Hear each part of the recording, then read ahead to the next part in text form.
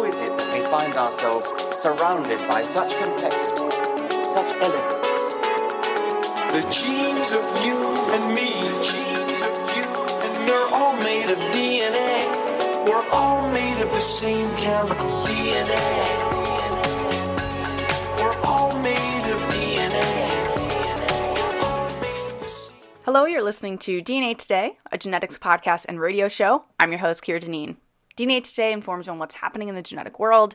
During my broadcast, I educate you, the public, on genetic and health topics through event coverage, news stories, book movie reviews, and interviews. Guests include genetic counselors, researchers, doctors, patient advocates, and professors. My guest today is Dr. Pawel Buczkowicz. He is the Chief Medical Affairs Officer and the VP of Business Development at Gene42. He received his PhD in cancer genetics and molecular pathology from the University of Toronto. His research has been published in leading medical journals such as Nature Genetics. His discovery of novel mutations in human cancers and their associated clinical correlations have led to a new World Health Organization classification that was implemented for pediatric gliomas in early 2016. Dr. Buczkowicz is passionate about improving healthcare experiences for both patients and doctors and believes smart and efficient software will revolutionize the way medicine is practiced. And from what I'm reading, that definitely seems to be the case. Thanks so much for coming on the show. Thank you for having me. So let's start out with your role at Gene42 and what the company is all about. Yeah, definitely. So my role at Gene42 as the Chief Medical Affairs Officer is to foster relationships and research collaborations with clients as well as hospitals and research institutions around the world, try to get word out about what we are doing, and as well as consulting with hospitals to try and help them streamline their clinical workflows to try to make things work better and work smoothly, hopefully. Gene42 is a medical software company based in Toronto, Canada. So we develop software tools primarily for doctors and researchers who focus on genetic-based diseases and rare disorders. Our goals are to make software that is intuitive and easy to use, but also software that provides tangible benefits to the users. One of the ways in which that can be done is to standardize the way in which clinical data is recorded, but also minimizing the way that clinical workflows are impacted, or at least impact them in a positive way, not make the doctors have more things to do during their clinical visit. Standardization is a pretty broad term, but it's something that allows computers to provide the use of computers to provide real-time insights to clinician during a patient visit. With the goals of being to help save time, reduce the amount of duplicate work, not having to record things multiple times in different systems, and ultimately help navigate the doctor towards a diagnosis. And so the main product that's offered by Gene42 is called PhenoTips. And so with all of this data, it's really kind of hard for doctors that they already don't have a lot of time, especially for seeing all the patients they want to. But to actually go through this data is also a very time-consuming task. So you kind of help streamline all this and make it very easy to use.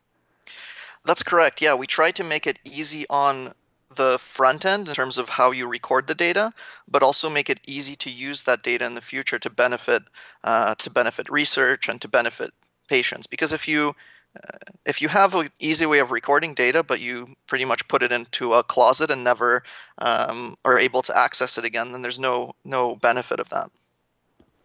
And so you mentioned PhenoTips. What exactly is this software? Yeah, so PhenoTips is a software that was designed specifically for use in medical genetics, and it was centered around how patient data is captured during a patient visit. There are two main focuses of the software. The first being the way that symptoms and physical findings are recorded about a patient. Those are called clinical phenotypes or clinical phenotyping. And the second would be pedigree drawing, which is akin to drawing family trees. The software actually started out as a research project between the computer science department at the University of Toronto and the Center for Computational Medicine at the Hospital for Sick Children. And we looked at how clinical data was being recorded at that time, and it was a pretty even mix between either pen and paper or an electronic health record system or some sort of electronic format. But the general problem was that irrespective of whether you were using pen and paper or an electronic system, you tended to have a list of checkboxes that you would go down to record certain symptoms of a patient, and those terms tended to be very general. So a general term is not a descriptive term, and if you're presented with a general term, you might just select that and move on down the checklist. When you reach the bottom of the checklist, you tended to have other. So if you checked other, now you're able to either type or write freehand. And the problem with that was that for any description about a patient, you could have had up to 40 or 50 different ways in which that information was recorded. And that means doctors or genetic counselors would use sometimes a standard medical term, sometimes they would use a common term. So instead of saying microcephaly, they might write small head, for example. You might use abbreviations, you might use acronyms, and then all of the above with spelling mistakes and typos. So for a person looking at a medical record that was written in this way, it's perfectly fine because you can pretty much understand what somebody else wrote in that context. But to a computer, it's actually not very understandable trying to figure out these different nuances and spelling mistakes and acronyms, etc. So it's hard for the computer system to really categorize if they're using a different phrase for essentially the same clinical feature or symptom, that it really needs to be organized a little bit better for the computer to understand things. Yeah, definitely. It has to be organized better for the computer to understand things, but also the goal would be not to make the doctor or the genetic counselor, whoever's using the system, you don't want to force them to actually enter the data in the way that you want them to. You want them to be able to enter the data however they were doing it in the first place, and you want the computer system to be smart enough to translate that into a standardized ontology or some other standardized data model. And then you can use computer algorithms, machine learning, and AI to do a lot of interesting and useful things with that data. And so is this designed for really all patient populations, or have you focused in, you mentioned kind of before, like rare diseases or cancer? What audience are you really targeting this for? Yeah, so I would say there's, you could be a generalist and make a system that would be maybe widely used by a lot of different medical specialties, but then you lack certain nuances that are required in other medical specialties. So we are very much focused on genetic-based diseases, and that sort of means the medical genetics side, as well as portions of the oncology world as well. And this is an open source project available to the public. Why go that route? Why is it important to have it open?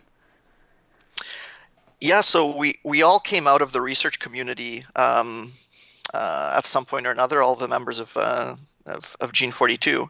And so we also continue to collaborate closely with researchers, and we know firsthand, the financial struggles of the research community and what an enormous effort it is to go out and attain grants to perform certain research. And this is the reason why we provide PhenoTips as an open source tool to all academic researchers around the world. And so by doing this, it's really like so many people can take advantage of this, and we can really be advancing our scientific research by doing that. So that's a very cool aspect that you guys have going at Gene42. Yeah, definitely. It's important to be able to share our experiences with other researchers, give them the tools they need to do their research, and hopefully, help the rare disease and genetics disease community in that way. And so the actual software is open source, but I'm thinking that the data itself is protected.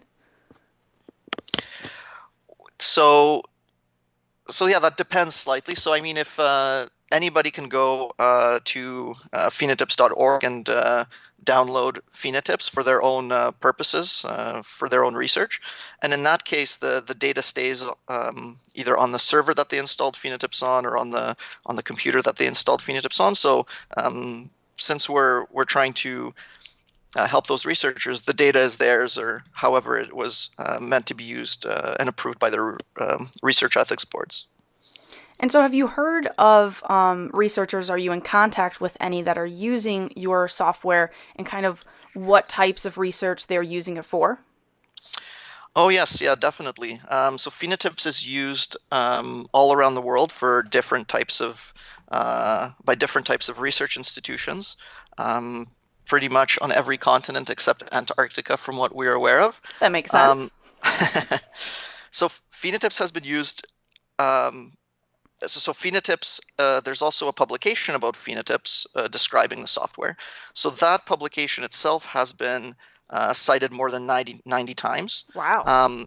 And some of the research projects that use PhenoTips are the Canadian Care for Rare Consortium. It's a consortium of rare disease patients in Canada. And in the United States, it's used as part of the NIH's Undiagnosed Disease Program. So those are both really big programs. Those are both very big programs, and it's also used in Europe in various research programs. So it's quite widely used. And so how did that come to be? Did you guys at Gene42 reach out to these big organizations and institutions, or did they kind of find you guys? Well, I guess it was a little bit of both. Initially, the software was released as a publication. There was some collaboration with certain hospitals while the software was being made, so that we could work with clinicians and researchers to design features in the software that would be most useful for them. But also, there was collaborations built, for example, through different networks. So one of the things that PhenoTips is used for is to obviously collect data on rare disease patients, but it's part of a matchmaking network called Phenome Central, as well as a larger network called Matchmaker Exchange, where rare disease researchers from all around the world can share anonymized patient data in order to help match rare disease patients to help find diagnosis for them. Which that must just be huge for the rare disease community, because oftentimes it's very hard to find other people that have the same rare disease. And there's a lot of communities online of, people saying, my child has this mutation, I'm looking for others with a mutation, maybe not the same one, but in the same gene. So that's pretty awesome that you're able to provide a platform that's really fostering those connections. Yes, definitely. And I think that sort of problem that you mentioned, there's people searching online for their own diagnosis or diagnosis for their children. There's data siloing in all of this. So hospitals, different departments might not use the same systems. Obviously, different hospitals don't use the same systems, and that actually limits the possibility of finding a diagnosis for some of these patients. So actually, Gene42 will be a part of a new exciting research project that was announced this January. We will build the first national Canadian rare disease data repository, which will be part of a $12.9 million grant awarded by Genome Canada. So it's going to be a cloud-based data repository and an analysis platform called Genomics for RD. The goal would actually be to identify genetic causes of unsolved rare diseases and make genome-based clinical diagnosis tests more available to patients in Canada. And so the goal being that these tests will actually speed up the diagnostic process. A lot of rare disease patients see 6, 7, 8 doctors before they find a diagnosis over several years. So it's a very harrowing process for them. And so in that project, we will be collaborating with several hospitals and universities across Canada to build the platform. And I believe that this type of project will stand as an example for what national collaboration and data sharing can do to help patients with genetically based rare diseases. That's just fantastic to hear that this is coming along. It sounds like a really big project that could and it is going to have a major impact on the rare disease community and really connecting people. And as you mentioned, that the diagnosis process can be really long for rare disease patients, and at that point they're, in that undiagnosed category. So definitely a hero in that. Yeah, we're very much looking forward to that, and we're hoping it'll have positive results. And another thing I wanted to talk about was PhenoTips Genomics. Now, this is something that you kind of expanded from PhenoTips. How does this work? What is this? Yeah, so PhenoTips Genomics is a genomic variant store, so a database of genetic variants, primarily from whole genome or whole exome sequencing data. So this database can be connected to PhenoTips software.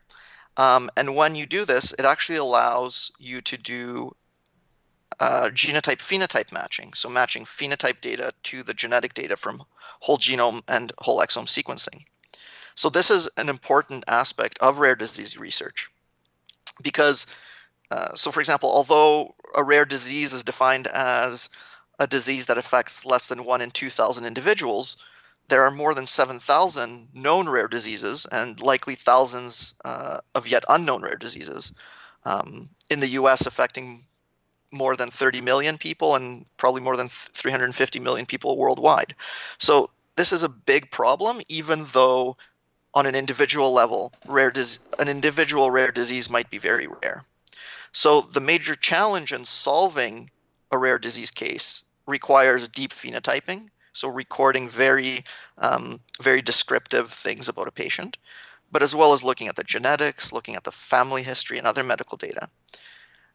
And so the PhenoTips Genomics will actually allow the researchers to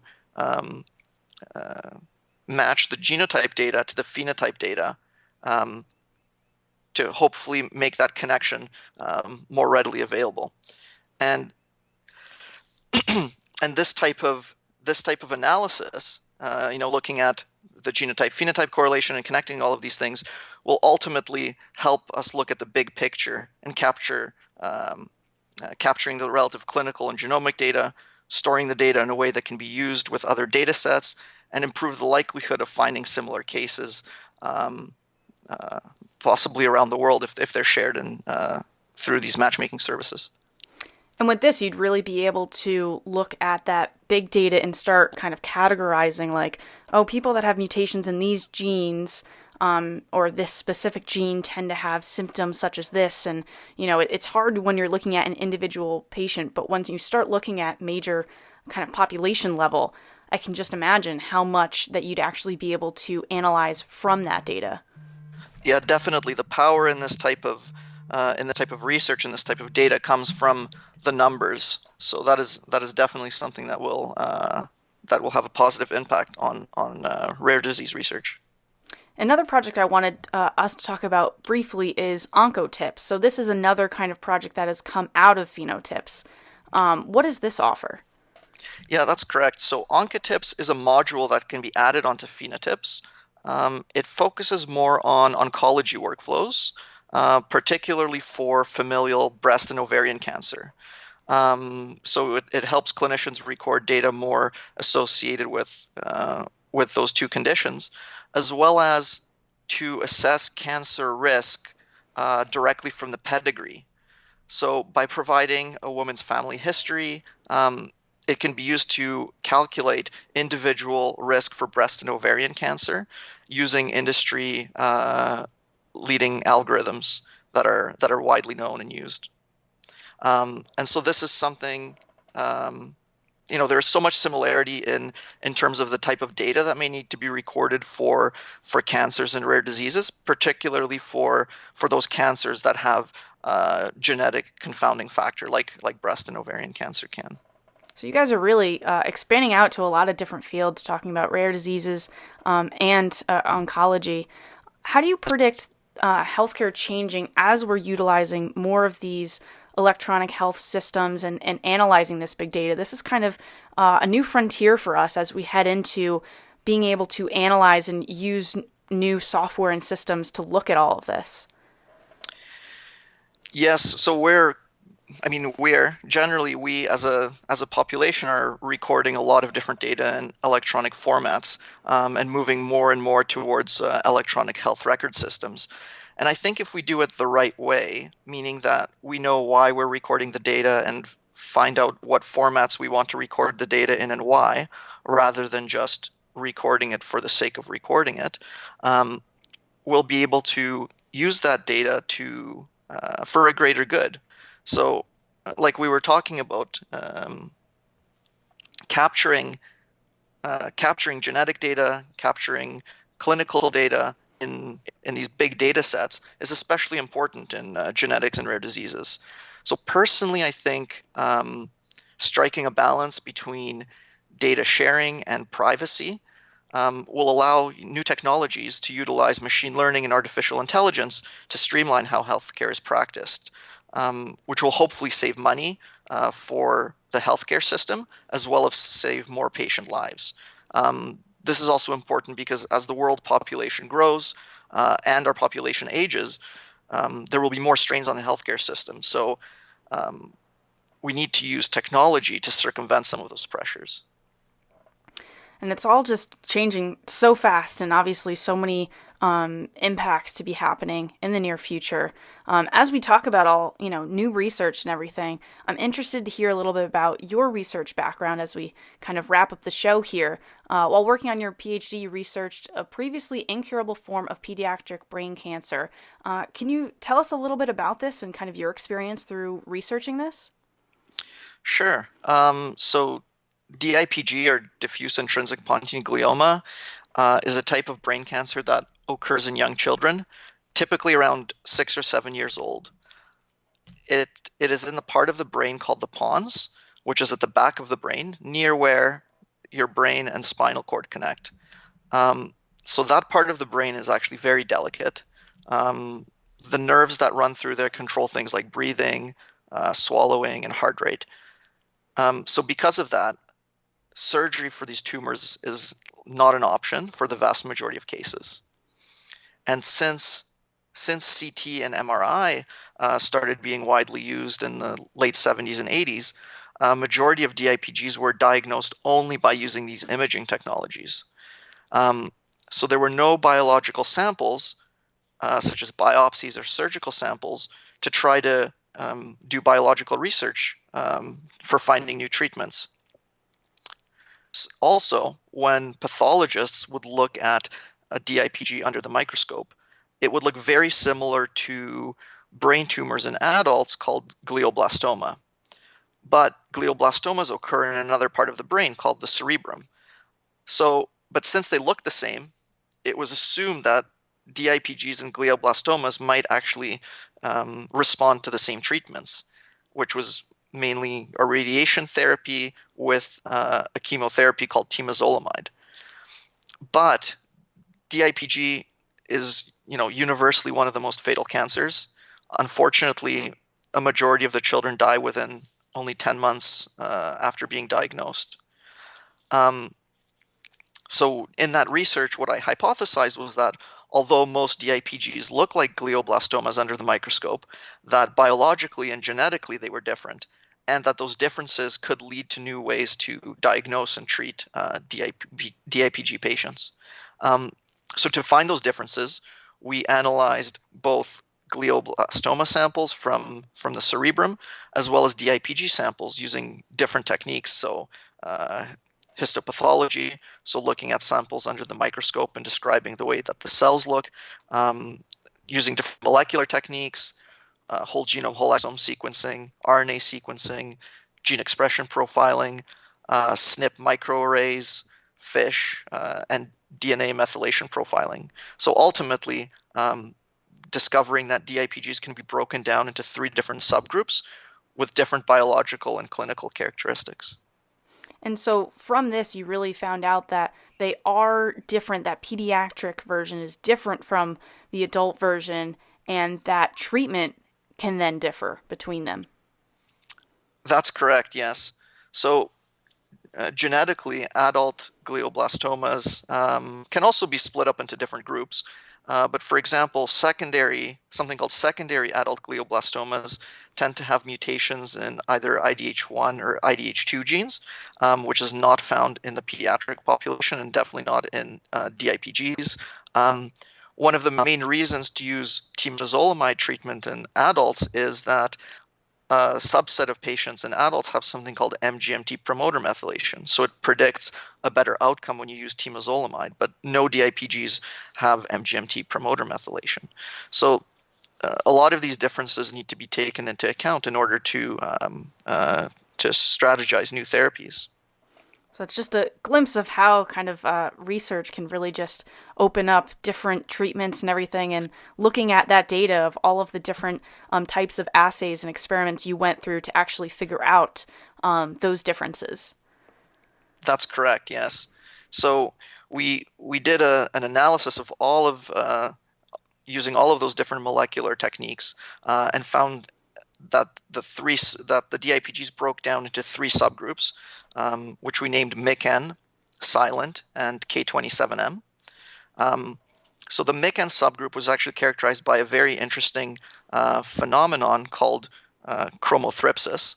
So chromothripsis is a very catastrophic shattering of a chromosome. And interestingly, a subgroup of DIPG patients had this happen on chromosome 2 on their P arm. The chromosome shattered into many pieces, and they came together in very random, small circular pieces of DNA. So normally you would expect you to have 2 copies of any given gene in a healthy cell, but the MIC-N subgroup had 40, 50, 80 copies of MIC-N in these little extra chromosomal pieces of DNA called double minutes. So it's a quite intriguing mechanism of gene amplification. And we worked also with some computational biologists to design computer algorithms to help model that fragmentation that we found using the whole genome sequencing data. The silent group of DIPGs actually tended to have very little genetic instability. When we looked at the mutations, when we looked at copy number alterations or DNA methylation, and thus they were given the name silent. And then the largest group was actually characterized by mutations in a histone gene. So histones are proteins that which DNA wraps around, and they affect different things in the cell, but mostly circled around how DNA is packaged. If it's tightly packaged, then you're less likely to express genes. If it's more loosely packaged, then it gives access to the machinery for gene expression. And what was curious is that we found about 80% of DIPGs had mutations in a histone called H3, and all the mutations were in the same residue, which caused the lysine to be replaced by methionine, thereby actually preventing a mechanism of changing the histone it prevented the methylation of that residue.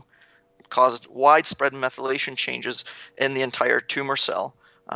So that was the first time histone mutations were found to be associated with cancers, as well as they were never found in adult tumors. And patients that had the mutations in the histones had a worse overall survival compared to the MIC-N and the patients who did not have histone mutations.